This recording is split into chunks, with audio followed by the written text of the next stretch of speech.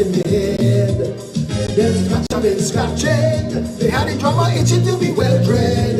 The cover man I close, the pelting blows. I saw people the drum skin. Me and all them backward. They iron up by the ears. To be called bell man. The bell in the hand and a scratcher man. But maybe our next round of years. And tonight, I tell you, tonight, I ain't do a song for a long time. I put a song for so long. I say tonight I'll pick a song. Tonight I couldn't make a decision, boy. Which of these two songs? It come down to these two. This one though. This one, Engine Room just edge it out a little bit. But there's a big tune. Take this one. Sing it up, boy. Welcome to the place. All we talk about is race. Race to the rum shop. Race to the mafia. Race in Chapel some ways. There's an island down in the south by the Orinoco. Funk and fire. One place I'm talking about. Talking about Trinidad. We have the good and the bad. Welcome to Trinidad, where have the country man. Talking about the Bacchanal, that's the way we flow. Shots with fire, waves with pepper, we hear a soul calypso. We can come by playing with a lie, or by a boat the coast got a sea. This ain't no mama guy, this is the land of the free is free. Fire, so come on down, join the Lego. This is lawless and Trinity. So bend back and start the boat. All of we is one family. Oh darling, talking about Trinidad. We have the goods and the bad. Tell them. Welcome to Trinidad, where have the country man. Talking about TVO, Bacchanal, that's the way we go. Shots with fire, waves with pepper, we hear a soul calypso. Friends and then his partner, yeah we own reality. Don't hear one and one could be 11. That's the culture you see. So hold on for the ride of your life. Who knows what's around the bend? And if you're feeling some hesitation, remember shyness and love is friend. Oh darling, talking about Trinidad, we have the goods and the bad. Talking about Trinidad, well, have the country mad. Talking about TVO, Bacchanal, that's the place to go. Shots with fire, waves with pepper, we hear a soul calypso. We will play music till we get them numbers cross 1,000. If we don't get the numbers cross 1,000, then I will just play some music and I'll go in my bed and sleep. So if you're not sharing the video, because I share it to my whole WhatsApp already, and I know the PNM boys in the Facebook office, wherever the Facebook office in Trinidad is, they'll be jamming me and limiting me and thing. But that one way around that, share it wild. Send it on your WhatsApp. Call people and tell them, Philip Alexander live. And maybe they come out and join us in the numbers and take it across the 1,000. Because this song, bad song. Love, love, love, love. Now, I don't know if they're muting for Calypso copyright. I can only do what I do. Listen to a prayer meeting, Baptist people preaching, with a leader in front, happy shaking. So I tell my partner, boy, let me get closer, because I tell myself I hear it soca.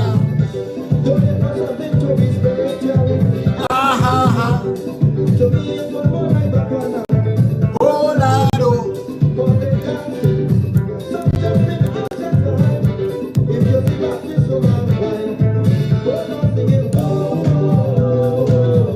Soca Baptist.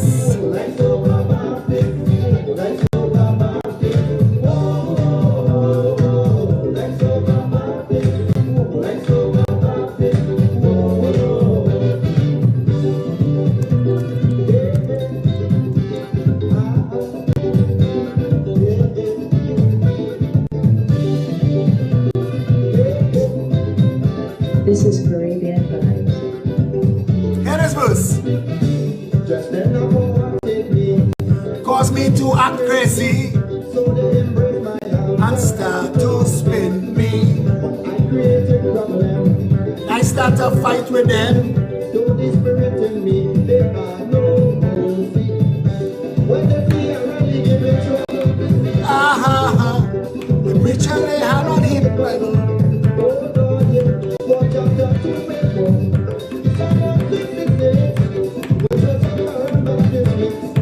Hold on, singing, whoa, whoa, whoa, whoa, whoa.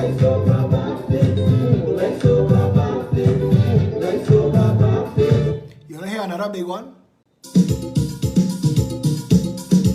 This for people who know real calypso. They say soca.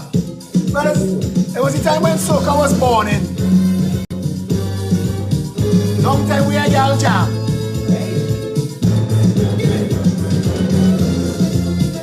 Teddy Brass. Nice calypso. Remember them days? Bing, bing, bing, bing, bing.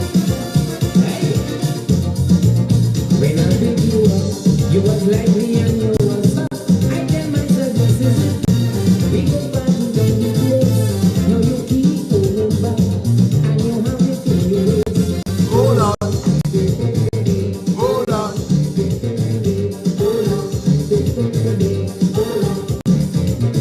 Tell me why you don't have the feeling and that is so nice. I wonder what's on your mind. Don't tell me you're going to ruin my life. Tell me why you don't have the feeling and that is so nice. I wonder what's on your mind. Don't tell me you're going to ruin my life. Give me a horse, something to shake you feeling. Hey, give me a horse, I'm the fire on my hand. Give me a horse, tell man to get back out of hand. Give me a horse, I want the fire on behind.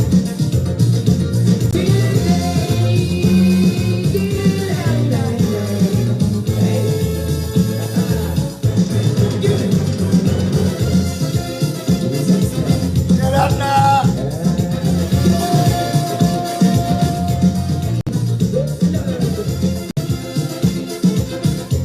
Them was the real days, boy. I ain't gonna lie, eh? Miss them days. Real calypso.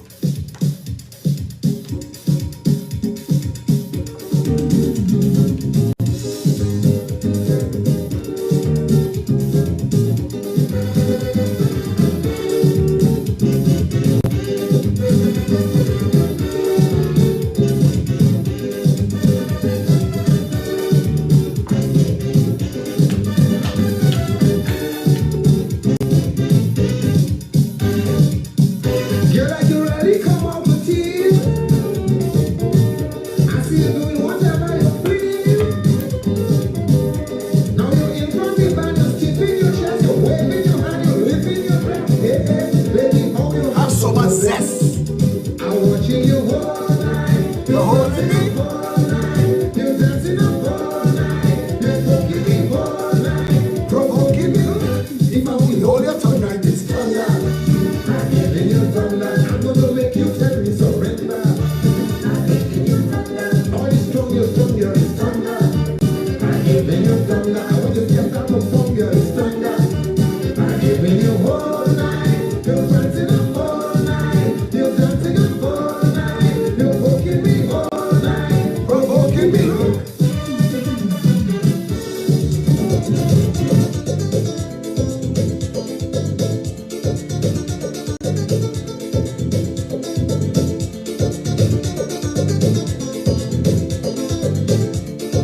The foreign people must be done throw down the chair already.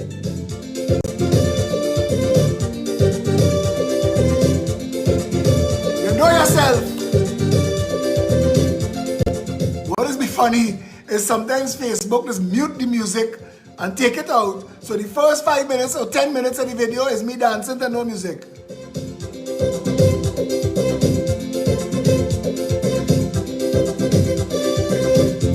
Music sweet, music sweet. The one who invented music has got to be terrific. Got to be the one who created the sun and the trees, rivers and seas.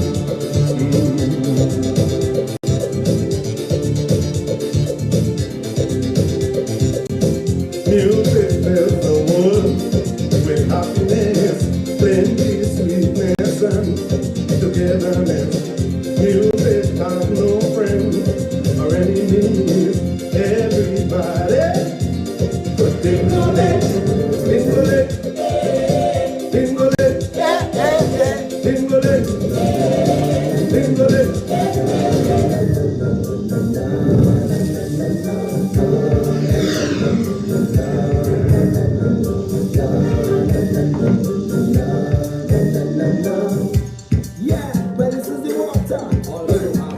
We come for serious thing, boy. We're doing it.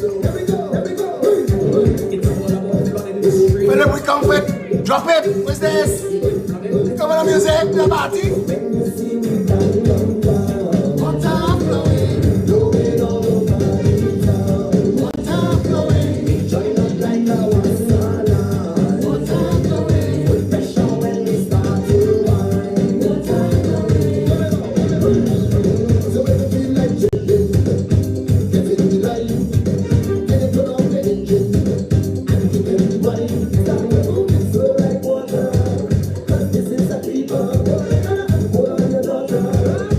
When you see me right on down. Do it.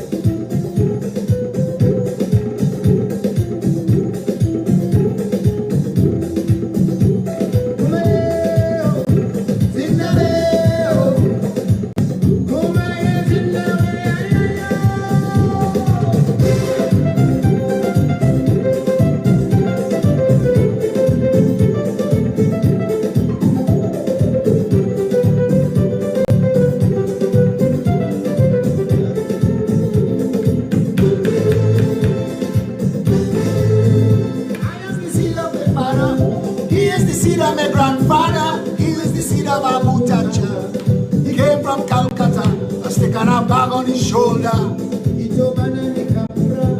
So I am part seed of India.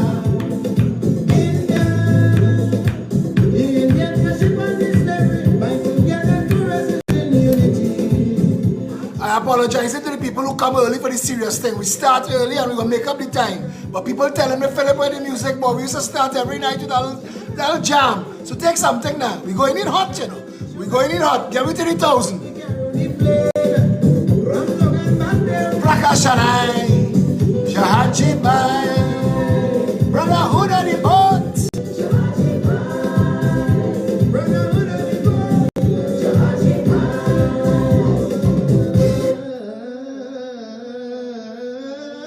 Give it.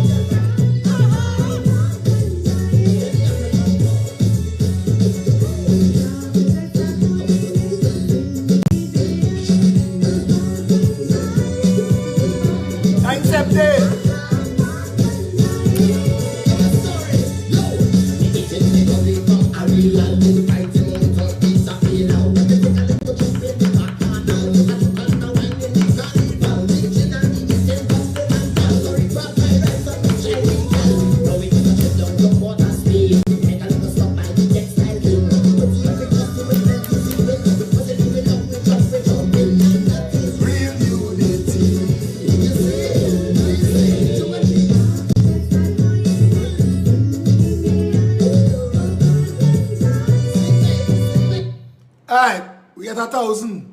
We get hot. All your fire extinguisher on standby. Tonight is not a night for joking. We have some people that calling in to give you some information, but first. Next time for the opportunity to join you on once again. Dr. Hines. Let me give you this from the start, and I'm sorry about that, and I apologize.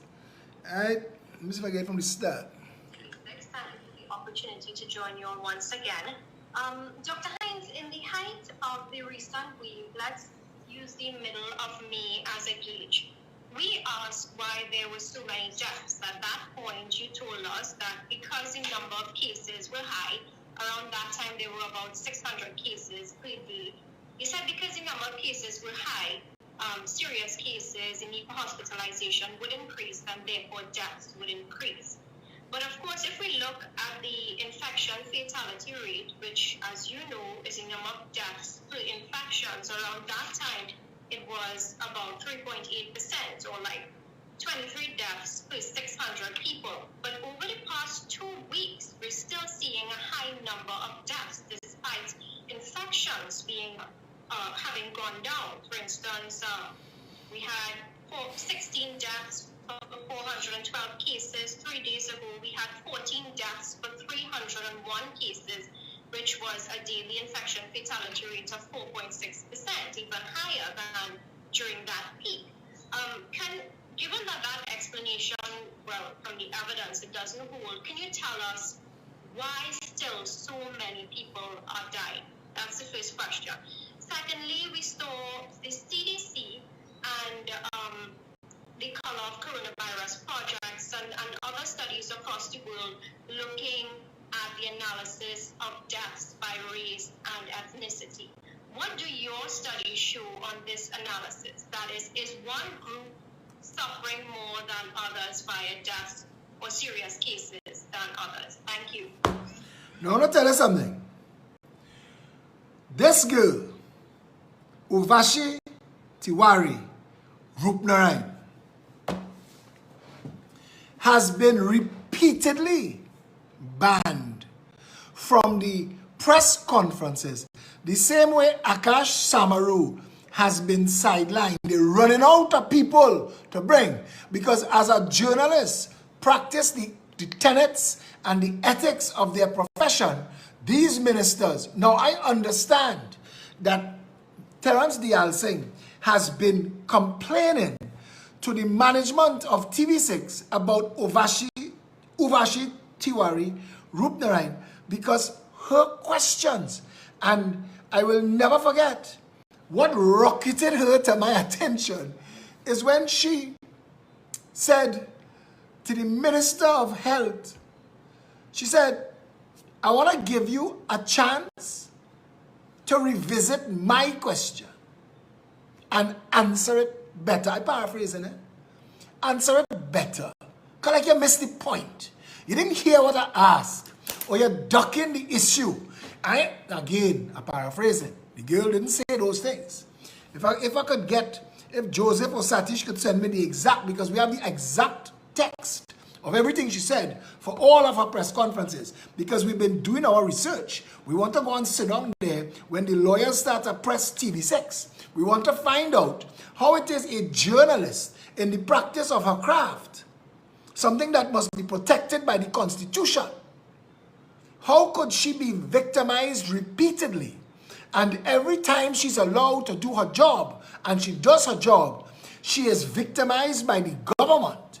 And then they have little knuckle draggers like Road Rat being paid with our National Lotteries Control Board money. And I don't understand how the government is stealing NLCB money to pay Road Rat to attack perceived opponents of the government.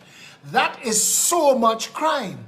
That is political interference in a state organization using state funds or resources for political means. That is misbehavior in public office twice. And what is worse, what is infinitely worse, is because of NLCB, we had to watch Rhoda Barrett face regularly. And that is unfair to the country. Because she ain't doing it from behind a mask. She coming out there with her whole face. And that's unfair. And sometimes they have no warning. She just appear on the screen. I read something from CNC3 that was so unprofessional. But then, Sabga News Network, you could pick up the whole thing and fling it in the sea, and the country wouldn't miss nothing. Laurel Lizama, $500,000 to go and study to become a lawyer slash hairdresser slash mechanic slash whatever the hell she went to study because she married or engaged the former member for life, Louis Leasing's son, head of the Trinidad and Tobago Publishers and Broadcasters Association for life. He, like Gregory Aboud, down in Doma. You see how he there forever?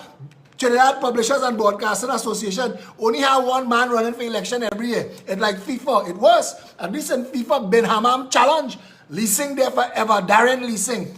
Laurel Lezama Leasing, who has never accounted for the money that she get under Manning Scholarship Fund, where it was recommended that the DPP prosecute the line minister. Nothing ever happened. Nothing ever come out of it. But it's a shithole. It's a shirt hole. This is a shirt hole. This is not a latrine pit. Somebody tell me today, carefully alienate people. I want to ask you something. If you walking down the road, you're about to step in a pile of dog shit, and I say, hey, look out for the custard pie, you might step in the dog shit. But if I say look out for the dog shit, you will watch out. So I want you to watch out. Our country today, I went and show you $500 million to help subsidize big shots from Victoria Keys get to West Mall quicker, so that Junior Sammy and China Railroad or China Jingshu or China whatever could get more Trinidadian taxpayers' dollars from your children and your grandchildren, and IMBA just had to be signing. We borrow an informing organization that just lend we. Debt trap, they call it. The Chinese debt trap. They're trapping you in the future. Long after when Crep Paper Face gone on to meet Satan, long after he gone, the rest of you who still stuck here, or the children gonna be paying for these loans. And I want to bring these things up. I need to bring them up. Laura Lezama Lising, CNC3, was so irresponsible. This is CNC3 said that Laura Lezama Lising said in the Senate that she said, and this is how the PNMs lie. This is how they lie. Keith Rowley is the father of lies. He's the author of lies, king of lies, double-tongued deceiver. The man so dishonest, he could lie twice and come full circle and end up in the truth. Keith Rowley lied a massive lie that is in our country's history forever in Hansard. Tried to overthrow a government by lie with Emailgate. Laurel Lezama Lising stand up in the parliament and say she watch a senior office holder, that's what she say, an office holder in a party playing with the girlfriend breasts, putting the hand between the girlfriend legs and putting the hand between the girlfriend friend legs. No, CNC3, journalism, ethics, this is the rule of the profession, get a corroborating interest. Laurel Lezama Lising is an interested party. She's an invested party. She's part of the PNM, make a mess of the UNC, that's all they do. That's all they do. Keith Rowley, did you steal money? Ask Kamala. Faris Al-Rawi, what going on with AV oil? Katz Hill couldn't produce $100 million in oil. So how they lost the arbitration? Kamala do that. You see, that's all the PNM have. And CNC3, if it was a real ethical news organization, would have never, ever broadcast what Laurel Lezama Lising said, only because it was sensational and limited. You see, and again, I want to send that for BC Paris and Ira Matur. I want them to look and see, put your face in the shit, because you talk about social media, and social media don't corroborate, and social media don't investigate, and social media don't come with facts and science. Well, Laurel Lezama Lising facts and science. It's just because she wants to stand up there and talk shit and distract from the fact that her government, her PNM government, has consistently refused to put tools in the hands of women so they could defend themselves. So now she have to stand up in the debate talking about pepper spray that we force them to debate. We bring you to that debate, and you have no choice. And when your fake state of emergency done, and when all this bullshit done, 250,000 of us will be in front of our Red House. I promise you that. We will make sure all 5 things, don't pick and choose. We want fast track women for the FULs. I don't care who is the commissioner. I say, let's create a new means by which you can appoint commissioner and change. It could have never changed before, but it changed now. And no debate necessary. Fertility queen. Robinson Regis tell you don't need to debate that. This is a dictatorship. This is a dictatorship. Anything we want, we're going to do. But I want to give all some news. The people ain't weighing on that yet. And your fake state of emergency, we come back to haunt you. We'll wait you out. We get rested. We relax, we eat it. Some of us keep it in shape. I buy a little, what I call elliptical. I do an elliptical every day. I walk from Arima to Tom. I could do it again. Others want to walk. I feel the numbers will be big. I feel they will have people from every office of state. I think you're going to be surprised as how few of you in the criminal conspiracy still there. I think you'll be surprised to see people from every organization of public service in this country. We in Trinidad and Tobago, we have had to beg for pepper spray to protect our women. Beg for it. We had to get 128,500 signatures to force you to do it on a physical petition. We had to beg for it. We had to beg you to regulate PH taxis. We had to beg you for that. You should fire yourself just because you can't. Just because you didn't and you wouldn't and all this shit Rohanson and Anna's talk. But we know how to and we was talking about it and we did a what I did a kada. But you do nothing. Nothing of no value to anybody. You make one success since you're in politics and you cause your boss to look like an ass. When you tell them, the boss tell me, take 50,000 Tobago to Zest. I take them Tobago to Zest. On top of the Zest, we cause the spike that killing people with COVID, that have Parasham and Richards and Hines and Trotman playing chase the tail because they never was qualified to do what they're doing and now they're underqualified. But that's a topic for yet another story. We want fast-track firearm users licenses for women. We want pepper spray legal and easy to obtain. We want you to change the way drive license plates are issued. We want an inquiry, a commission of inquiry into the criminal justice system in Trinidad and Tobago and regulation of PH taxis. We want those things. And not just those things. First 5. That's the first 5 as we mobilize and organize the entire country politically. That is our right according to the Constitution. And those rights, under that Constitution, we will stand on them. And we will organize this country. And we will mobilize this country. And we will politicize all of these issues until they are solved. For too long, people of this country have been made fools of. And I want to tell you that if I could get enough people mobilized, organized, politicized, and ready to change, if they could put a real government in office, China will be looking for you for that money or you borrow, because we ain't borrow it. We ain't borrow it. And anything that you build with it, here what, China, you come and take Napa and go behind all your boys who play one for you, one for me with the balance, with the overprice, it approved in cabinet for 123 million, cost $567 million, run money. Keith Rowley say, I ain't see no workers, nobody from Belmont, I ain't see nobody from Maraval, I ain't see nobody from St. James, I only see a set of Chinese workers. And the same Keith Rowley come and doing the same thing now. Double-tongued deceiver. Keith Rowley. Look and find it. It's there for life. It's there for life. You said it, it's in the Hansard.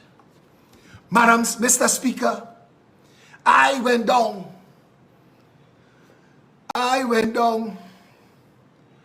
What you say? Princess Building Grounds. And I ain't see. I don't get it fair. I ain't see a worker from Belmont, from Labantel. Let me see if I find it. Tell them you choke them with the truth, with their own words, when you stand up in the parliament. Eh?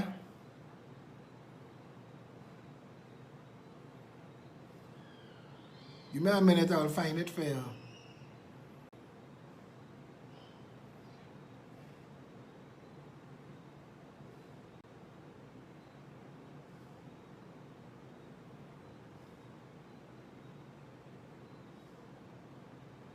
Words over the prime.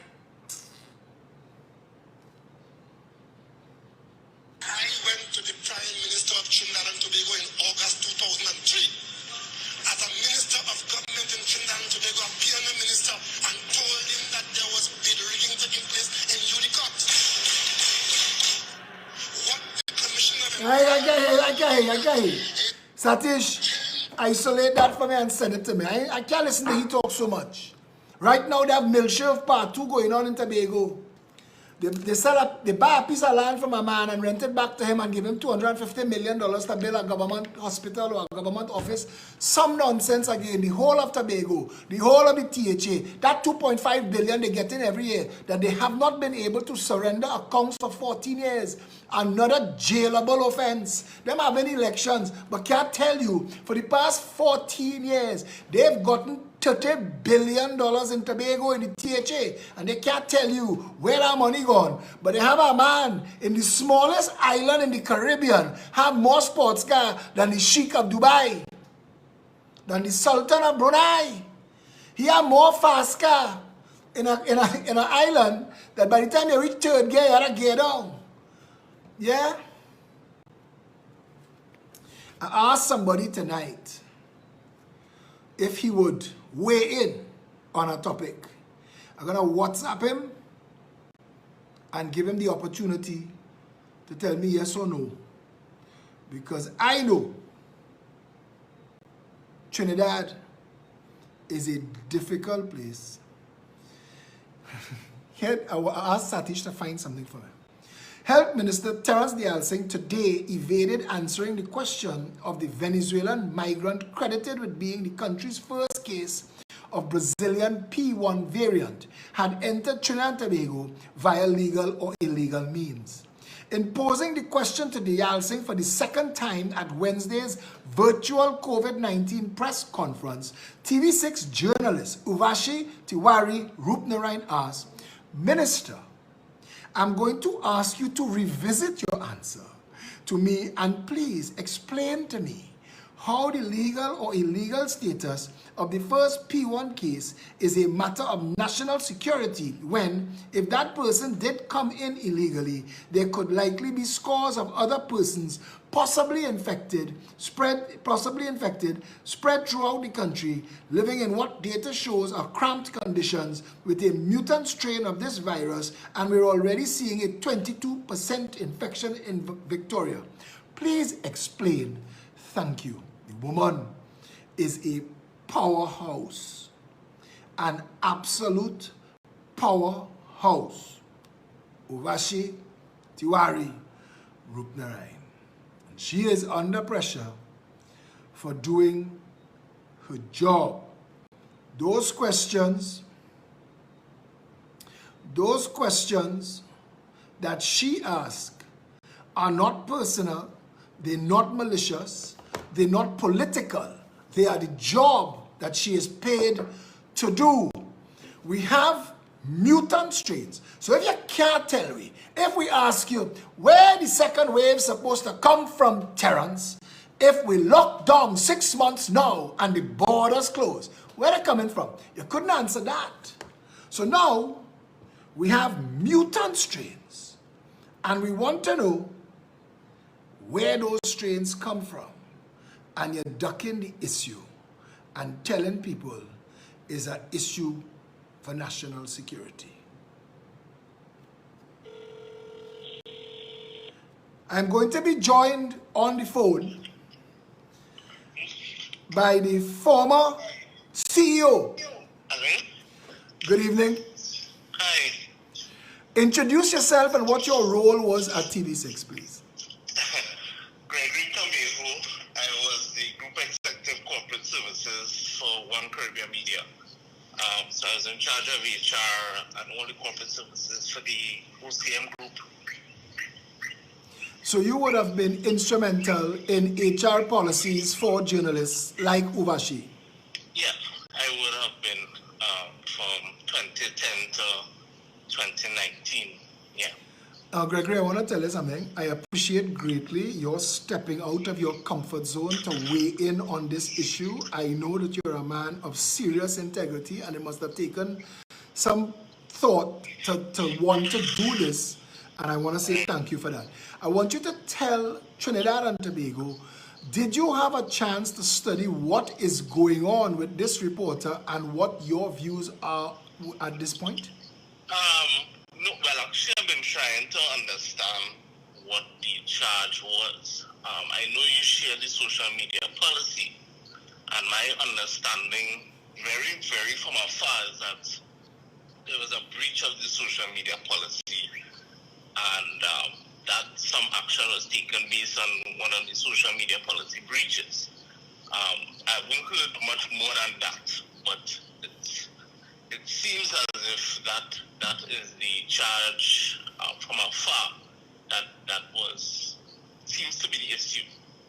Now, the reading of the HR policy and the what is being considered the infraction, I want to ask you, do you believe that that is a proper interpretation of the policy? Well, the thing about it is, honestly, once I have to get the details of what the infraction is, because the policy was designed, it's actually an extension of the editorial policy, which was created to guide journalists away from controversial situations, and to make sure, especially when social media came out, one of the challenges we had with social media was that we had to ensure that journalists did not express their personal opinion on social media in a way that could be misconstrued or confused with the company's editorial direction. Or to bring the company into disrepute. Into disrepute, yeah. Right? Yeah. Now, so an infraction would be... but I want to ask you a question in that. That's why I'm interrupting you, and I apologize. But she has been herself bullied, brutalized, attacked, and repeatedly for a long time. Right. And she's been suffering, she's been turning the other cheek. There are some political operatives who have been paid to attack her mercilessly, and I could send, I could publish. I just didn't want to give them any more exposure for the things that they were saying. But if you go on those threads, you will see them celebrating the damage that they are doing to this girl who is a journalist going about her job. Now, when social media was new, I could understand any organization making a policy that in hindsight looks one-sided because you didn't know the size of the monster that you were going to be dealing with. Social media has become a monster. And I want to say that that policy seems to leave out the responsibility of the company to protect its journalists and its workers from that sort of cyberbullying and attack, or risk a human being running out of patience and slapping back, which is what I think happened. Yeah, it's definitely a cancel and beat culture, and she's not the first journalist, and definitely not the first female journalist that, when I was there, it was something that required a lot of counseling, a lot of support, and it's really, it's something that is, I mean, these journalists go through hell, and now the cancel culture in Trinidad on social media is really, really It's insane. difficult for women, and especially for women. Women experience some really nasty, unfortunate, derogatory people.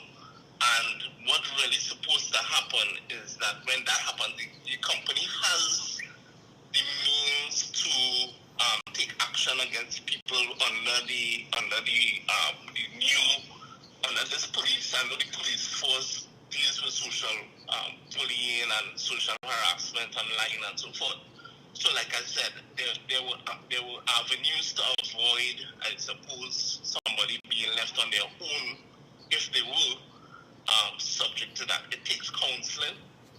It takes, I've spent hours talking to journalists about not responding, coming off of social media, not reading the comments. But we are human beings and we will read the comments. We are human beings and we will engage. And it really speaks to how terrible social media is especially for young women. But who are trying to make a name for themselves in a career. I also want to add something to the conversation, right?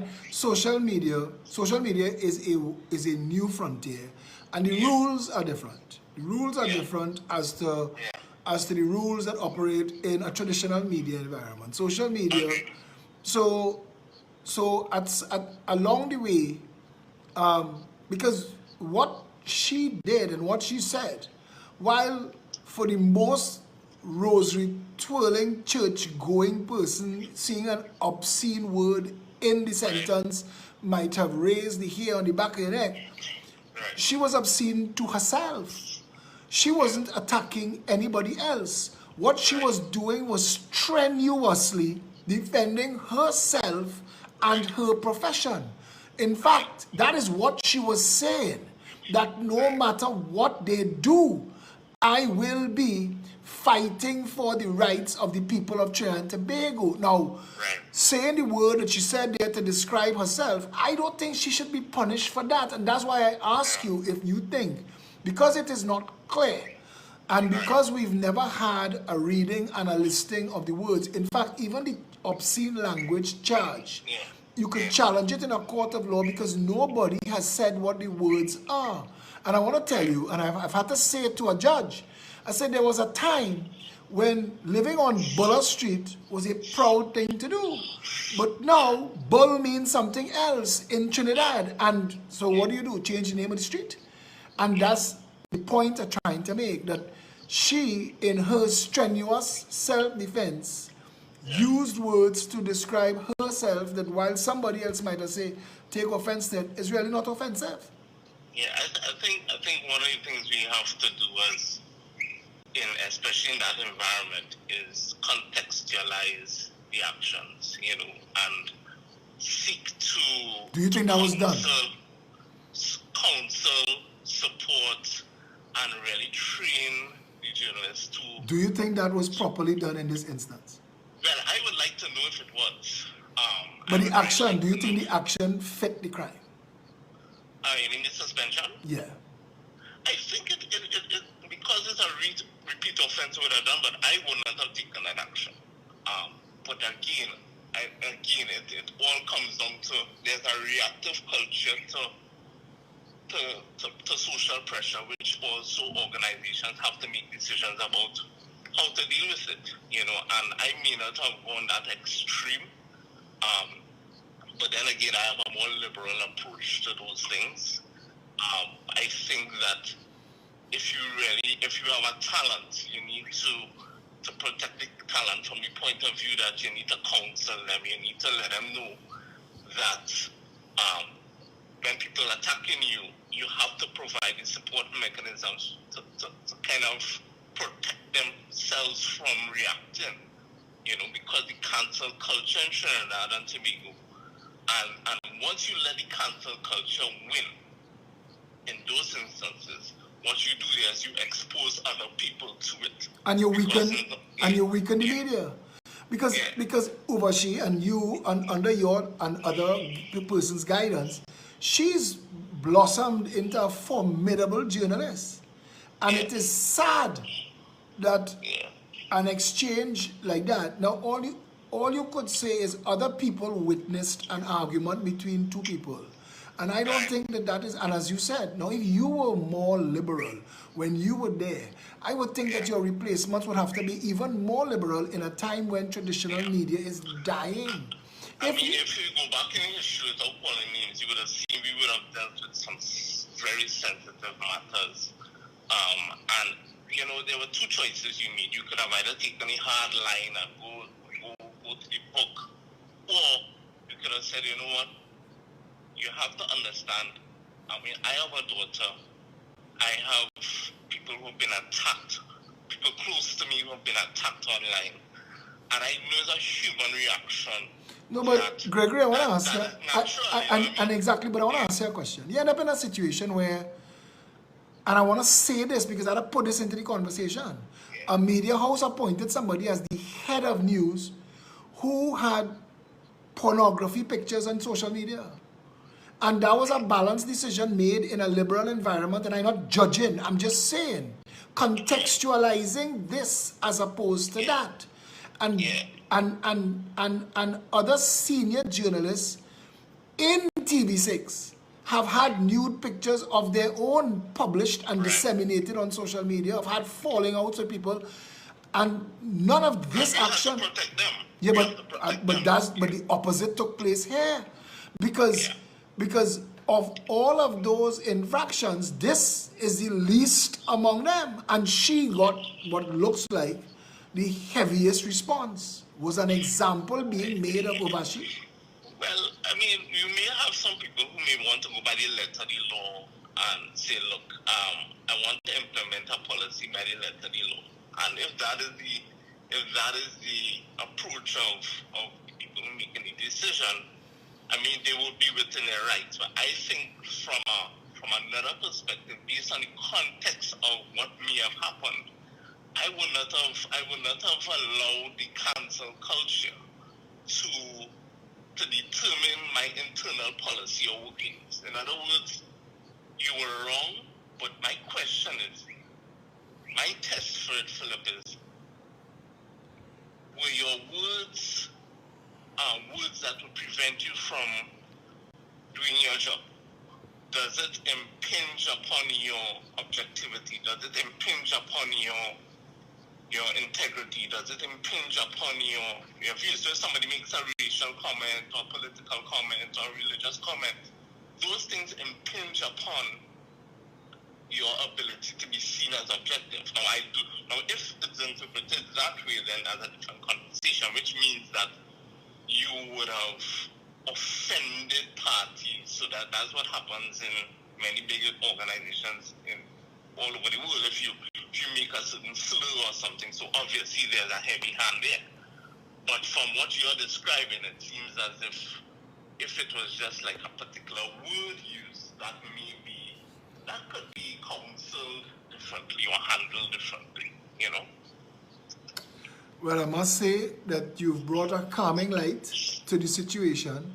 I know it's ongoing. I know lawyers are involved now, and that is escalated to that conversation. So I think that other heads are going to weigh in on this. My concern is that there seems to be a concerted attack on freedom of speech in this country. Well, there's definitely a culture of responding to opposing voices or uncomfortable voices, and we have to improve the quality of the conversation rather than go to this noise-making response that we have. And if you don't agree with somebody, that's fine, you know. But the way in which we attack and gang up on, you know, the mob attack, that is what I think. That is why I think I don't agree with that response. But Gregory, that is a political organization paid with political funds to do just that, and attack any journalist that seems to come across as hostile to the government. How do you, a career journalist and media officer, how do you feel about that? Well, the thing about it is that is one instance that, you know, I wouldn't isolate. I understand what you're saying, but what I want to say, though, it goes beyond the political. It happens in every element of social media. Absolutely, but social this media allows for that. Yeah, but yes. Yeah, but you know, But government. So insulated, right? No, but It's Gregory. so Yeah, but I insulated, can't allow you to say that, because I'll tell you why. Government has the responsibility to set the tone and tenor of society. That's their job. So if government is using public funds to silence media in direct contravention, even if it's a circuitous route, in direct contravention of the Constitution, how do you feel about that? Well, I don't think there's any political government or anybody should interfere in free speech, you know. And what I'm saying is that once the evidence comes to light that happened, I think it's something that it pollutes the freedom of speech, and that is not something any political organization should do, you know, or be allowed to do. And I need to hear you say, especially the government. In a democracy. Particularly, and especially a state, you know, In a that is democracy, those in a responsible democracy. for protecting free speech should be the guardians of it, not those tearing it down.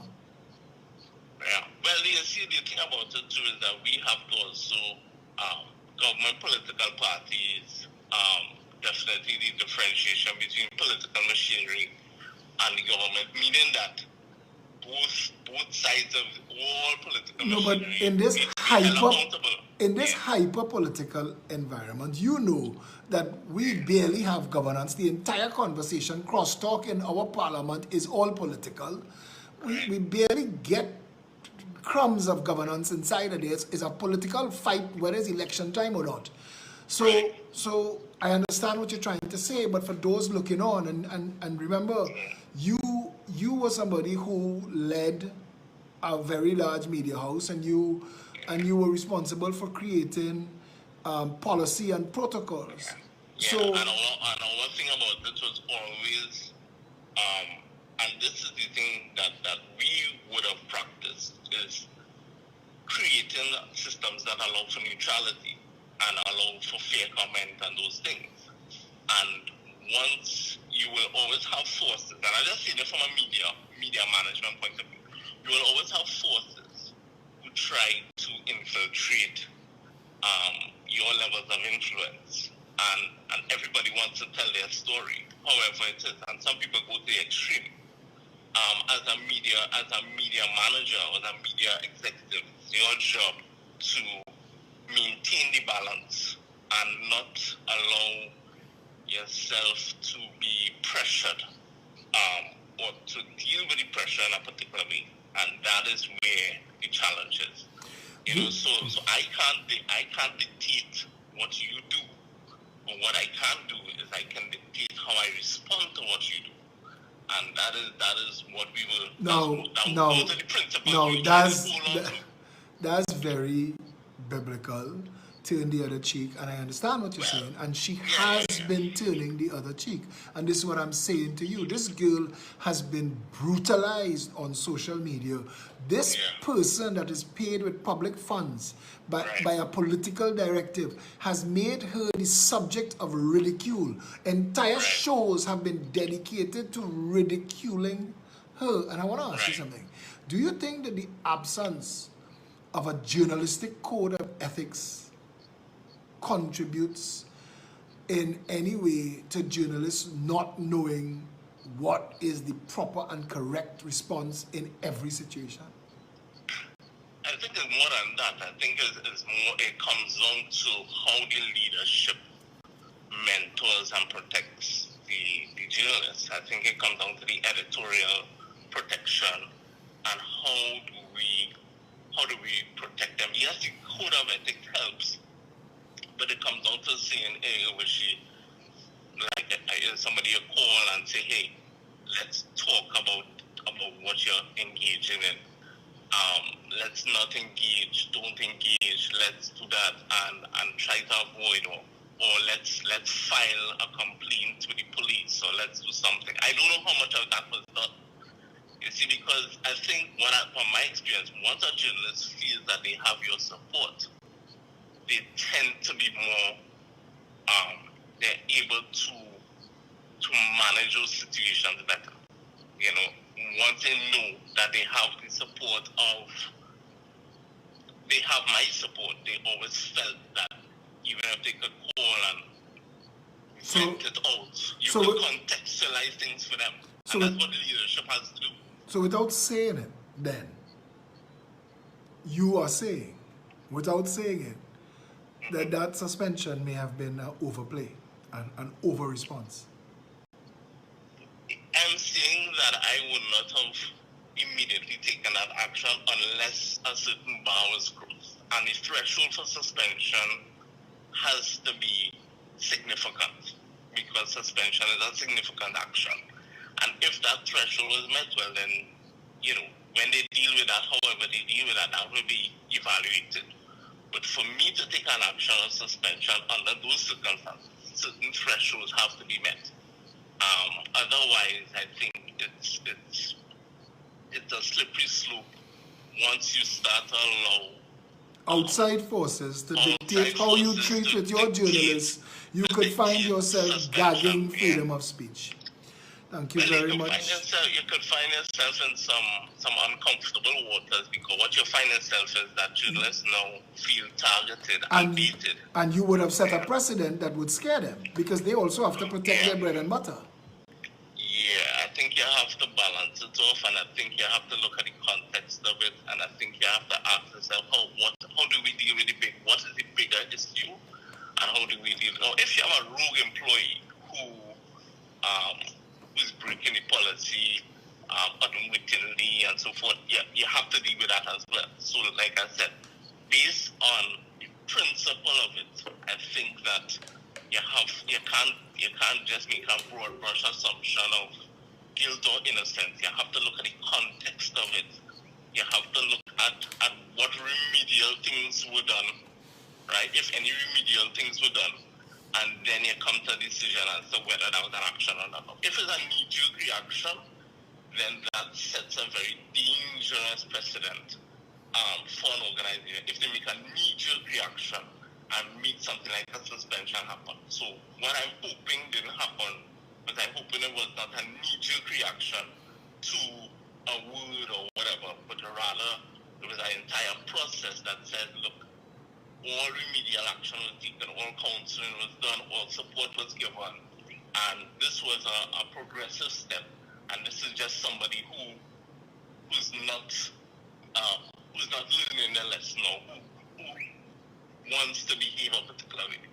So, and that isn't really consistent, but that's how I will put it across without having all the facts, you know.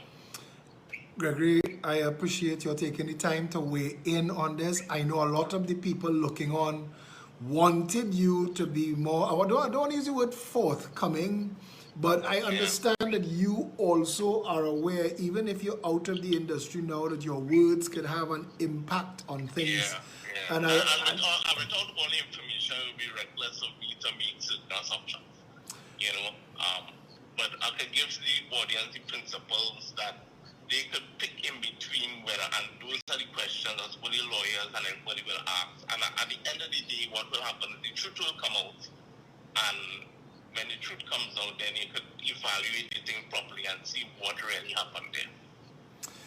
Gregory, come here. I'd like to thank you. If you have any closing comments that you'd like to add? Yeah, I would just like to say that generally, we have to try to support our young women on social media, young journalists on social media, because it's very difficult. Not everybody has your platform and your fortitude to respond, and therefore we have to really try to eliminate this cancel culture in Trinidad and Tobago, because it's damaging promising people, and it's very dangerous, and we have to try to stop responding to cancel culture and stop encouraging cancel culture. Thanks a lot, Gregory Camille. Talk to you soon.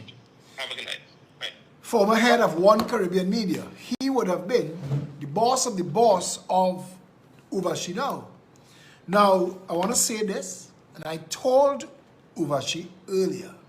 I said, I'm going to be interviewing your former boss, and it's up to you if you want to respond at all. You all know that this wasn't a hostile interview, and I was not pressing. We wasn't going for blood. Mr. Cameo was being as forthcoming as he could in the absence of facts. I read in the comments, and y'all going for blood tonight. But we still have to wait to see. You see, I want to explain something to you in the ridiculousness of this country, that there are existing protocols. They don't make sense to me, especially where the media is concerned. I was a member of MAT for one season, and the Media Association under Francesca Hawkins tried to open up to accommodate social media and failed miserably. And that's because the people who own the media houses, when you're talking to journalists, you're talking to them in the context of their jobs. You have to remember, they meet with their bosses one-on-one, And regardless of how progressive or liberal they might be, at the end of the day, they're thinking about the end of the month when they get their salary and the bills they had to pay. Now, I'll tell you something. Media workers are paid terribly in this country, and that's why a lot of them sell their swords to others. Because you live in a country where everybody wants to advance. And while I've been saying for a long time that some professions, teaching, nursing, journalism, those are not professions to get into to get rich. If your goal is to get rich and buy a yacht, don't come into these professions. Because what will happen is, even if you like the profession or the industry and you want to be in it, you will contribute negatively to it. Because in your pursuit of riches, you will have to compromise and corrupt it. And that is the problem in Trinidad and Tobago. In a nutshell, because we've allowed those, it's a circular problem. It's almost a catch-22. We have a problem where people are undervalued and underpaid regardless of how well they perform. In every police service, teaching service, all, people routinely have to sue to get recognition or to get some level of meritocracy to take place. I want to interrupt myself to say, Uvashi, if you want to respond, if you want to say something, call my number. I know that you're maintaining a certain level of radio silence. I get that. But if there's something that you would like to add, if we've not defended you effectively, or if you think that there are things missing from the point, I want to say this. There is an outpouring of support for you that is growing like a tsunami. And I want to tell you, you know me. You were there in Knox Street when the mayor threw us out of Woodford Square and we stood our ground and we launched the candlelight movement. You know me. You know if we say we're standing for something, we're standing for it. You know I like a pit bull. If I bite down on something, I ain't letting go till it bleed. Ubashi, I want you to know you have my full and complete support, and we will do everything in our power to stand with you against the hordes of evil. Now, you see, in the Game of Thrones, world cancel culture has created that he keeps mentioning. We have a problem caused by others that has put somebody else in a situation of loss, not them. So the effect that they caused doesn't in any way affect them, but it affects her. And that's wrong, because her defending herself in a country where there is nobody to defend her from political attacks that trying to do what this suspension is going to do, which is to silence a powerful, independent journalist. And that's what they were trying to do. They were trying to ridicule, embarrass her, and make her small. They were trying to make her afraid to speak out. She wasn't taking that bait. But they were doing her things. They were attacking her name. They were denigrating her in ways that she kept expecting that somebody would say, hey, that's wrong. But in the wild, wild west of social media, they could get away with that. And that's cool. What I would tell Uvashi is stay strong. This game now start. This one now start. There are many ways for many people to lose, to come right back to them. It's a long game. It's a long game. But there are many ways for the losses to come right back to them. And I want to say this to everybody. I know I have 100,000 followers on this page. I want to ask the 100,000 followers on this page to take this straight to the National Lotteries Control Board. And I want to boycott the National Lotteries Control Board. And I want to ask every single person who hears my voice to say, the same way we lit a candle for Andrea Barrett, boycott NLCB for Uvashi Tiwari Rupnarain. Hit them where it hurts, in their pockets. Let it, until they fire Rhoda Barrett, until they say, you see, Uvashi gets suspended. But Natalie Ligor, who did what she did on, which station it was? She was on TV6 or CNC3? Who did what she did on CNC3, and then she was rewarded by the government and put in a plum position in TTT. This is the game that is being played. That to people like Uvashi, who is a journalist, she's seeing that if you play ball with the government, they treat you nice. So we, the people of Trinidad and Tobago, who want strong journalists, who call for strong journalists, who demand strong journalists to get to the heart of the issue, we have to stand and defend her. And the way to do that now, the fastest way to do that now, is to boycott the National Lotteries Control Board. And if there's anybody out there with a bigger voice than mine, please start petitions right now. Boycott NLCB. Play none of their games. Let them fire Rhoda Barrett and any company that Coleman Keith finds to reward her, boycott them. Don't stop till the message is clear. Do not touch the journalists doing their jobs. Freedom of speech is very important to a society. All of the other freedoms hinge on freedom of speech. We lose freedom of speech, we lose all of it. I have had many a sword to cross with the media, and I will continue. Anywhere that I find corruption and wrongdoing, I will make my noise. But the day that Uvashi had that confrontation with Dial Singh, I did a video walking down the street and I said, this girl is going to make this country proud. Her, Jehul Brown, Akash Samaru are doing amazing work. I know journalists who write for Newsday, Express, and even The Guardian that take the time to do all their investigations and write up a story, and then the editor said, nah, it conflicted with our editorial policy. What exactly that editorial policy is, they're not telling these workers who are seeing others suck up to the government and getting big bylines, which is, again, a subtle way of oppressing freedom of speech. It's telling you, be an independent journalist and you will suffer. Play ball with the government through us and you will be rewarded. We the people of Trinidad and Tobago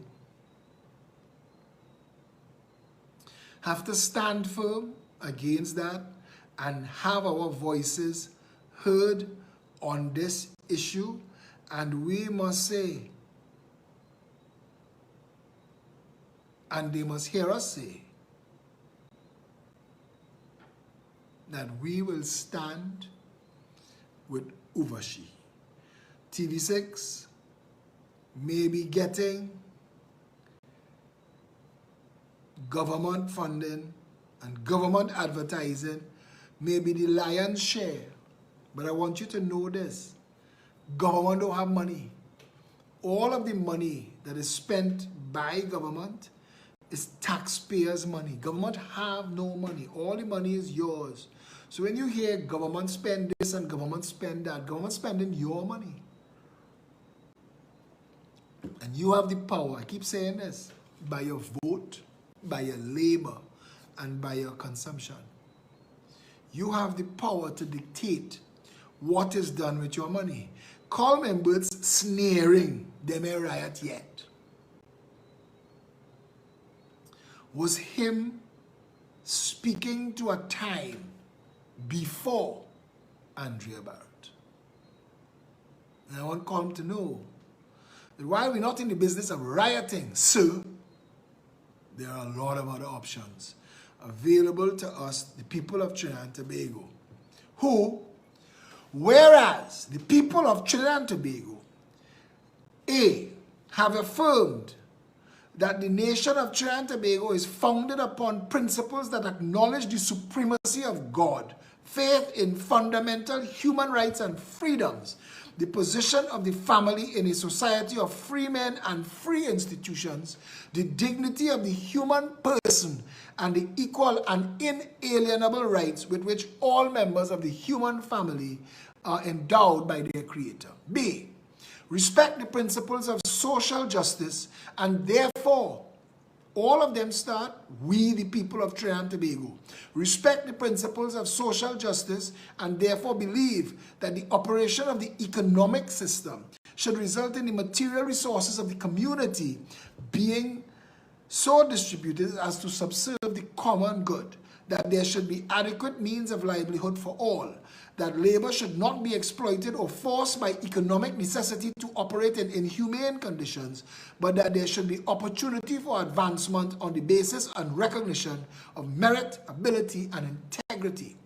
Whereas we, the people, have asserted our belief in a democratic society in which all persons may, to the extent of their capacity, play some part in the institutions of the national life and thus develop and maintain due respect for lawfully constituted authority. Whereas we, the people, recognize that men and institutions remain free only when freedom is founded upon respect for moral and spiritual values and the rule of law. Whereas we, the people, desire that our Constitution should enshrine the above-mentioned principles and beliefs and make provision for ensuring the protections in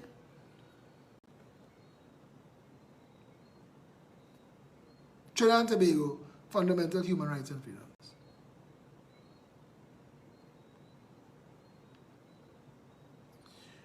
And I want you to know these are the rights enshrined. It is hereby recognized and declared in Trinidad and Tobago they have existed. You see the people who only show up for the bacchanal and the confusion, it is why Trinidad is a bacchanal and confusion country. What you focus on grows. Every time we try to do a video that elucidates, elevates, illuminates, and gives information, the numbers are challenged. But if I was out here cussing people, man, they didn't have enough space up there for numbers. And that is wrong. We need to do better. We need to be people, all of us.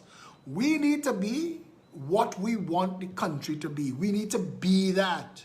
We need to be those people so that when we tell other people the country cannot prosper if all of us are not good people, we have to be good people. It is hereby recognized and declared that in Trinidad and Tobago they have existed and shall continue to exist without discrimination by reason of race, origin, color, religion, or sex. The following fundamental human rights and freedoms, namely, 1. The right of the individual to life, liberty, security of the person, and enjoyment of property, and the right to not be deprived thereof except by due process of law. 2. The right of the individual to equality before the law and the protection of the law. 3. The right of the individual to respect for his private and family life. 4. The right of the individual to equality of treatment from any public authority in the exercise of any functions. 5. The right to join political parties and to express political views. 6. The right of a parent or guardian to provide a school of his own choice and for the education of his child or ward. 7.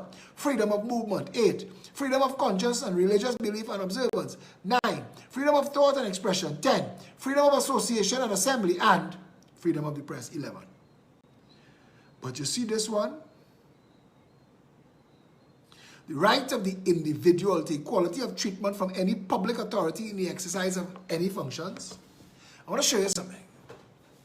When National Lotteries Control Board employs Rhoda Barrett to speak on behalf of the National Lotteries Control Board, it is the National Lotteries Control Board that is attacking people in this country.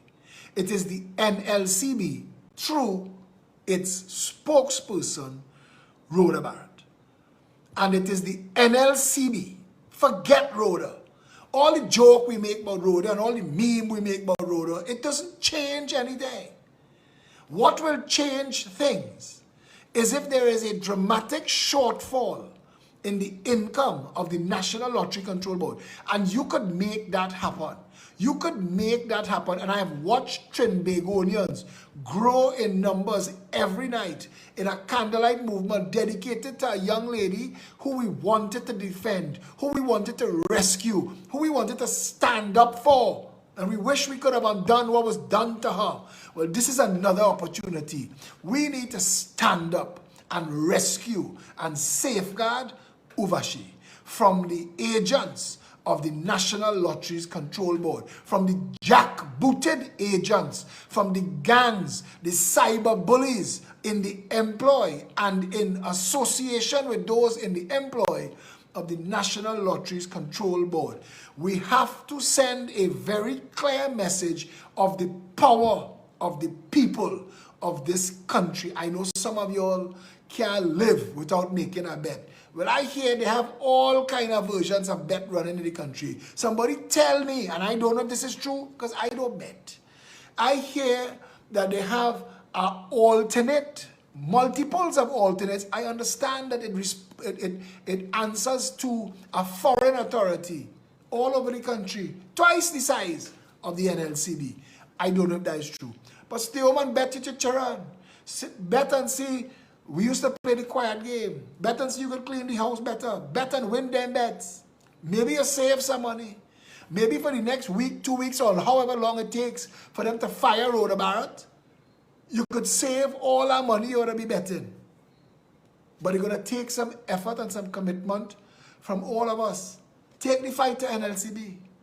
This can't continue. The government cannot take National Lottery Control Board funds and use it in that way. That is the state, that is the government attacking the media. And every journalist in the country has to see that the concentrated attack from Rhoda Barrett and her agents against a member of the media was conceptualized in the minds of the government. It is they that want media control. It is they that want to frighten you into hunger and starvation if you don't toe party line. That is how dictatorship starts. I dictate. That's how it starts. We must end that notion. I want to tell you again, they are not spending the public funds properly. So you are losing. And the only way to fix that is to rip that bandage off with your vote. Until then, your labor and your consumption will dictate a lot of things. You have to learn the power you possess and watch and see. Again, I tell you, all of them who stunted in the parliament and talking about pepper spray. Remember when we started the candlelight movement? Clarence Rambarat said, pepper spray more dangerous than a gun. And somebody said, all right, hear what? You spray me with pepper spray and I'll shoot you. Then let's see who come away worse. And shut Clarence Rambarat up. But you need to see that you're consistent, regardless of the bullshit Rowley talk. We stood Rowley talk shit. We stood Rowley talk more shit. We stood Stuart talk shit. We stood Farris talk shit. And about 5 days, Rowley stopped talking shit and Farris started marching with candles too. And I asked, we marching against you. Who you marching against? Yourself? What kind of bipolar attorney general we have? But that's a topic for another story. And maybe for another psychological professional. And all of us who put our efforts into denigrating, bad talking, meme making, joke telling, laughing, those things are the social media equivalent of rocking in a rocking chair. You feel like you're going somewhere, it's just motion, artificial motion. We need to start utilizing the power of our voice, our collective, and our vote, labor, and consumption. But the collective, those are the raindrops that will cause the flood. I know the government don't want to hear this. I know. I know the hairy back squad. Let's get vexed. Or they do something now, boy. You know how much time I hear people say? The kind of things they just plan for you, Philip. You know. People just come on this thing and say they're praying for me morning, noon, and night. Yes, and I appreciate that. Now, I'd like to thank Patrick Jagasa, who prays my name at every mass, every single day. And he lets me know the date, the name of the mass, and that he put my name in the prayer. And my mother and the Living Water community, and then the Islamic community and the Hindu people, all who repeatedly tell me, and people of other faiths and creeds, who say, Philip, we hold your name up, and I respect and I appreciate that. I know the government didn't want to see us stand for Andrea Barrett. They wanted us to run out after 9 days. They didn't believe a candlelight movement was going to be born. They didn't think that a petition was going to garner 128,500 perfect signatures. It's about 50,000 signatures Paul Daniel Nahu's reject, you know. We have 128,500 perfect signatures that they can't challenge. The will of the people is the voice of God, not only at election time, every single day. That's a democracy. Might makes right.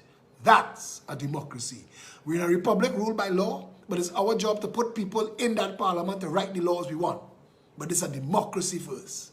And in this democracy, your vote is as important as my vote, and together they are as important as everybody else's vote. What we need to do is vote in the same direction. We need to vote ourselves a better country every single day.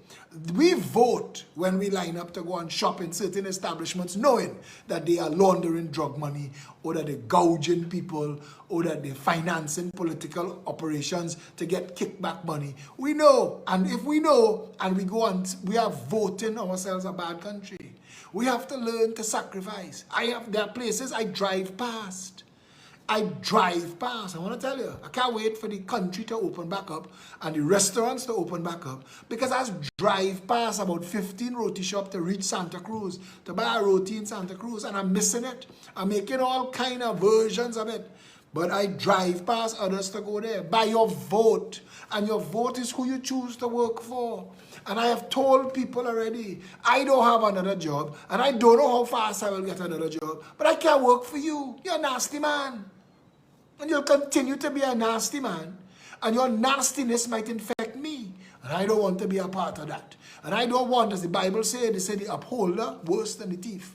I don't want to help you. I want your business to fail. I want you to fail. I want your nastiness to not prosper. So I will never work for you. And I will never buy from you. And I will make sure anybody that I know, I buy a roti from a place that people taste good. The next day I buy a roti and I realize these people don't clean the shrimp. I tell everybody I know, pass that place straight. Now they're going to close down. But that's not my fault for warning people that they don't clean the shrimp. It's theirs. Because if you don't clean the shrimp that I could see, what don't you clean that I don't? And we vote this country into how it is by our vote at election time, but by the choices that we make every day. If Trinidadians seriously wanted to influence, because you've seen us do that. You remember when this guy in Massey took it upon himself to be political, and he removed Ramsaran Peanut Punch because social media, somebody had an argument with somebody, and he say that person related pumpkin vine to Ramsaran, so he pulling the Ramsaran off the shelf. Well, we went to town, and we was going to boycott Massey till the whole board called him man and fire him. I said, don't ever do that again. But I still go there from time to time and say, hey, they had an argument on social media this morning. How come you're trying to find out who related to them and pulling products off the shelf? You see, if you leave bullshit in the sun, it is fester and smell. You must confront it and call it for what it is. And that's what I do well. And that's why Jumbo get to beat Sunshine Snacks and get to sell nuts in the Oval. Because Sunshine Snacks went and buy out the nuts selling in the Oval to blank Jumbo and National Institution.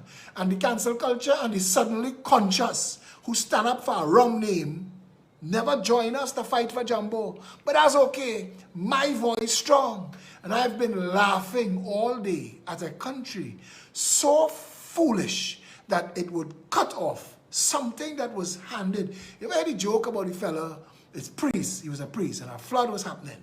And he was inside the church, and the water reached up on the altar, and people came on a raft and say, Father, we come to rescue you. He said, no, don't worry, my God will save me. And then the water reached high, and he climbed up on the roof, and people came with a boat, and they say, Father, jump in, we come here to save you. You say, my God will save me. And it reached all up by the steeple on the cross, and he's holding on to the cross for dear life. And the Coast Guard come with a helicopter and drop a ladder and say, Father, climb up, we here to save you. He said, my God will save me. And then the water rises above his head and drowned. And when he died, he went up to heaven. St. Peter said, you lived a good and faithful life, come in. He said, nah, call God. So what? He said, call God. I had an argument with God. I ain't supposed to die today. I wait on God, he forget me. St. Peter called God, and God came. And the priest said, you said if I believed in you and served you, that you would save me in time of need. God said, I sent a raft, a boat, and a helicopter for you, and you still drown? Sometimes we have to learn to see a rescue for what it is.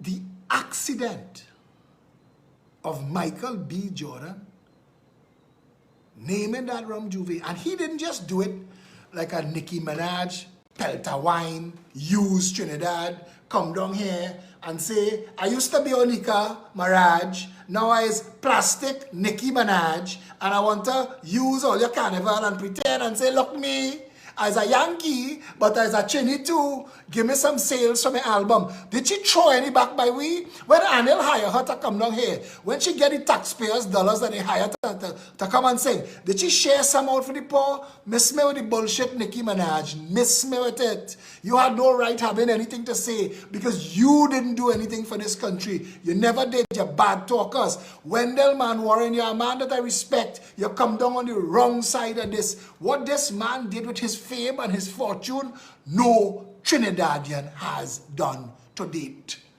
Brian Lara has a big name worldwide. He could have done something like that. Nicki Minaj have a big name worldwide.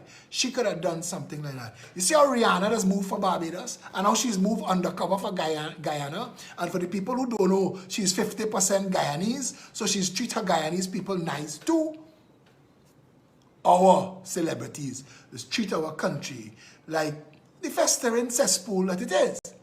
But Michael B. Jordan saw something beyond the overflowing sewage that is Trinidad and Tobago.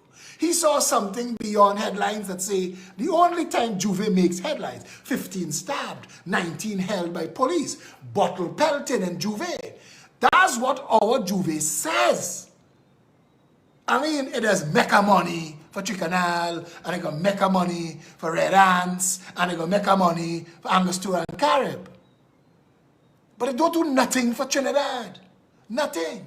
The amount of people who come to Trinidad for Carnival every year is a net drain on the treasury. The cost of Carnival, it costs the state through all of the subventions and the prizes and all the shit that we build around the savannah and the $100 million we pay the tent man to put the stage on some oil barrel and pretend that it's worth $100 million. I mean, the sweetest contract you could get is a Carnival contract.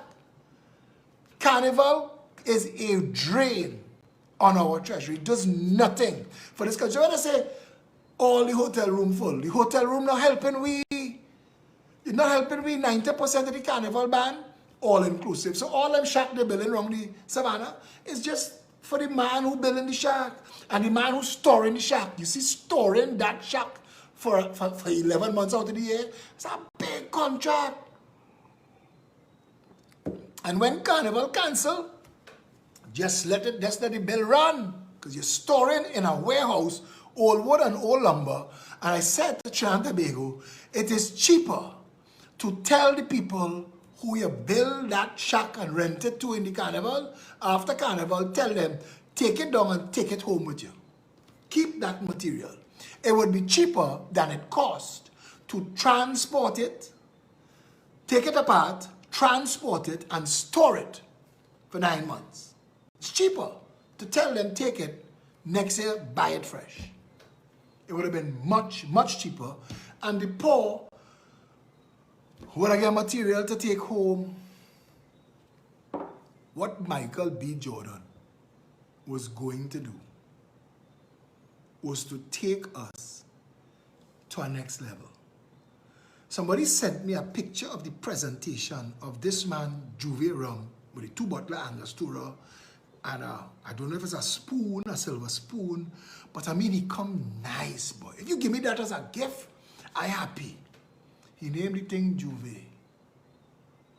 And Oprah would have asked him, why Juve? What does Juve mean? Well, Juve is French for the opening, but this Juve, there's a place in the Caribbean called Trinidad and Tobago. I know Trinidad and Tobago. Well, have you been there for Carnival? No, not as yet. It's on my must-do things. Well, you should do it quickly, because next year I'm going down there with all of my friends and family. We're going down there on a yacht because it's a nice, and Juve is a street fete like none you've ever experienced. It's better than New Orleans. Do you know that New Orleans makes profit 10 times what it cost us to do Carnival every Carnival? Our Carnival is a drain on the national economy. It is a drain, it is a cost to the people who live along mass routes. To clean the piss, to clean the paint off their walls, this is not a benefit. Long ago, when they had different masqueraders, Stephen DeYoung, Edmund Hart, Saldina, Wayne Barclay, that had things that you wanted to see. American Indian. How come the American Indians never write me and say, cultural misappropriation? No? How come when the little white boys was brewing samba in Kaleidoscope compound, Brazil didn't say, cultural misappropriation, samba bay? We appropriate everything. The British soldiers that used to be called limeys used to suck like, they used to suck lime. They used to take a break and suck lime. And that became known to the Trinidadian workers who was working alongside them as liming. We appropriate that. Nothing. There is nothing in this country. We didn't make the steel drum that we turned into a steel pan. And still to this day, there is no university teaching people how to make steel pan and mass produce it. None. But these suddenly conscious activists waiting, they cock like Mapipi. Because if somebody in Germany or Finland or Spain or Norway hazard to rescue it from the mediocrity and failure that pan is, because make no mistake, eh? Ting, ting, ting, ting, ting, ting, ting, ting. It's nice. You like it for a while, it's beautifully organized noise. But that's all it is. You want pan forever, it's not a standalone. Pan, we invent pan. Okay. What are you doing with it? Nothing. The government has to pay pan people in every band a stipend every carnival to go and learn to play pan so they could come in Panorama so we could go in the North Stand and ignore it. Because 900% of we is going in the North Stand to ignore it. People say, who you supporting? And we'll be drunk self. Pelt out her name. Starley from bro. Phase 2. Booksy. You can't go wrong. You can't go wrong with them names. But we ain't know what we're talking about. Half the people who's be down in the front of the North Stand talking shit. But last year, 521 points, but they dropped that because the pan was facing the wrong way and the flag woman was overweight. Oh, that's bullshit. We know it's bullshit.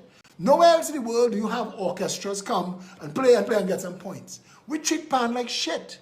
All of our pan yards should have been turned into amphitheaters and they should have been given subvention, and give them the opportunity to charge a couple of charge and to have seating like Silver Stars does. Silver Stars on Tragedy Road up in the back of Republic Bank, they have a big yard and they just work that Silver Stars magic for a long time. It's make money.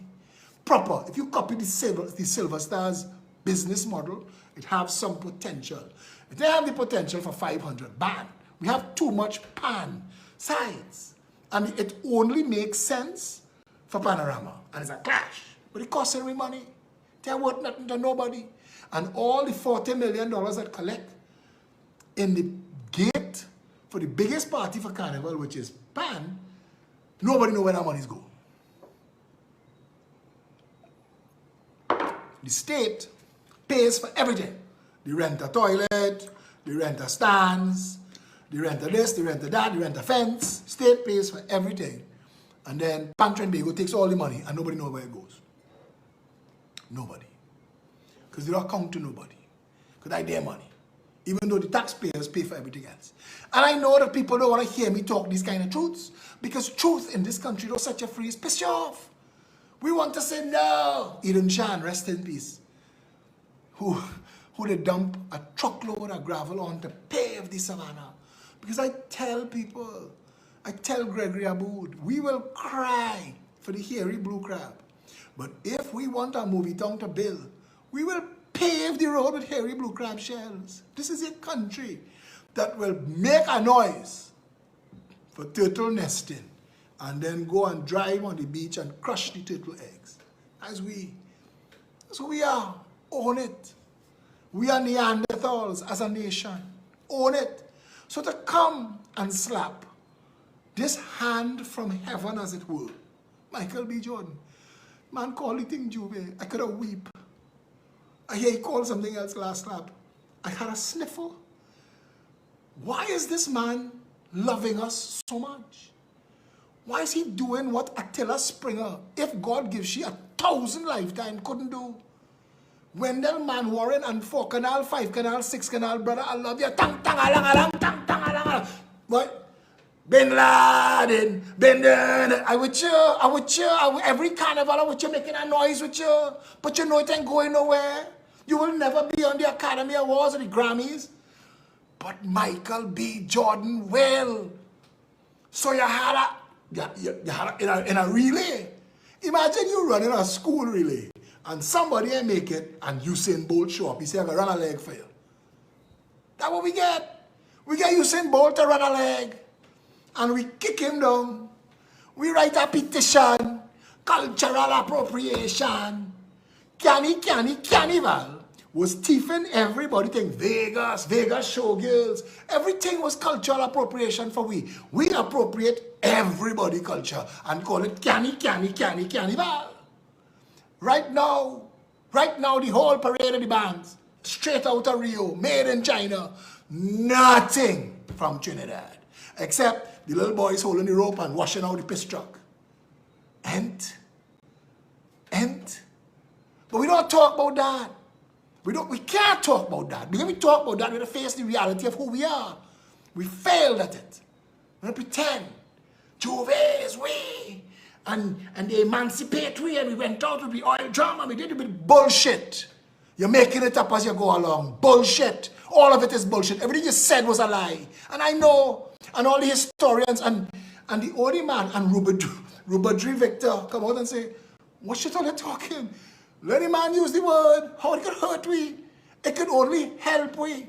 They have something that there's a test that you use. Risk the reward. Test it. Was this worth? And you know who's going to come out of this winning? Michael B. Jordan. Because he's going to change the name of that rum. He ain't done. He might call it Captain Jack Sparrow. Call it crop over. Oh God, that would be sweet. Call it cadument. Oh God, cadument. Give me a cadument on, yeah, I could hear it. I could hear it in my ears by the bar in Johnny Sung latest club. Give me a cadument on ice. 12 years old, yeah.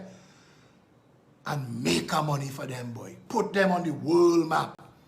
And we go hear them, but we invent Carnival. My ass. We invent Carnival. The shit we just talk. Everybody have a carnival. We invent roti. Every culture have a roti. We just so foolish.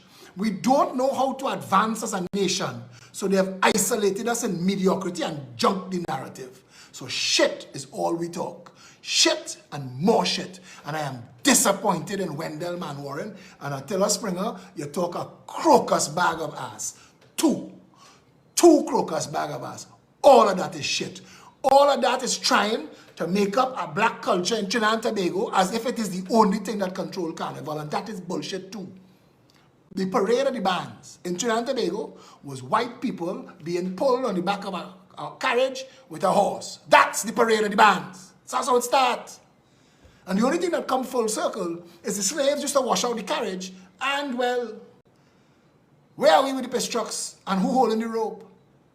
And that's where you're supposed to be making a noise for. How come all we wire bending and this and sticking and feathering and beading, how come we throw away that to bring in we mass made in China? How come the Ministry of Trade and Tourism couldn't have slapped a 500% tariff on it? No partner. Culture, work, jobs, community, people, that I could see. 500% tariff. So your mask end up in your box costing you $20,000, or teach people how to bend, bead, and sew bikini. Because it would have put people to work, and it would have put the culture back in the community. And for the 6 months before the carnival, and I remember as a little boy, our family was part of Hearts Band, and every family was part of a band. And they had relatives in the family that used to take time and go and work in the band for the 6 months, all through the night, just to get a free costume. Jump with the band. Jump with the band. This is a shithole. It's a latrine pit. We have shit snakes talking for us. We make stupid decisions. We are fools. And when this country goes to hell, don't pretend it's accidental. Venezuelans pretending we woke up to Chavez. Bullshit. All they vote him into office twice. They jail him. Or they bring him back out and vote him back in. It's like all they was interested in destroying Venezuela. We doing the same shit here. So when it happens, when that Chinese embassy becomes the place you had to go to get your ID card, hush your mouth and line up. Like you're hushing your mouth now and lining up in Rowley's stupidness. When Uvashi asked the question, why are so many of our people dying from COVID-19 17 months into the virus when the rest of the world opening up? They've learned it and they know how to handle it. America is not the most vaccinated place in the world. It's not, but they have the highest herd immunity. Israel is the second highest vaccinated place on the planet. They only use Pfizer. They get 4 out of 1 million new infections. Seychelles getting 776 out of 1 million for using that piece of shit Sinopharm nonsense that we borrow money from China to buy and stick. And the was the best vaccine, the first one they put in front of you. Haul your ass. You vaccinating people with donkey piss and trying to make fools out of the people and telling them, take that, we'll put that in your hand. Get a vaccine in your hand. Get a vaccine up your ass. Why you didn't go and take a vaccine yet? Hiding to take your Pfizer and pretending, don't ask no question. We know you, brother. You just lie like if lie is what you do for a living. You're a liar. You're a deceiver. You are a Decepticon. Every time I listen to you, I know at some point somebody else will come and tell me your prime minister talk bullshit there. I know. But you use the power of the state and Harry back on their money to silence people like me. Because if I was on the media, people never vote PNM again. And that is your biggest fear. And that is your biggest fear. And I know that the day a state of emergency ends, the next day I walk in, brother. I walk in. That's my right. They ought to kill me in that road.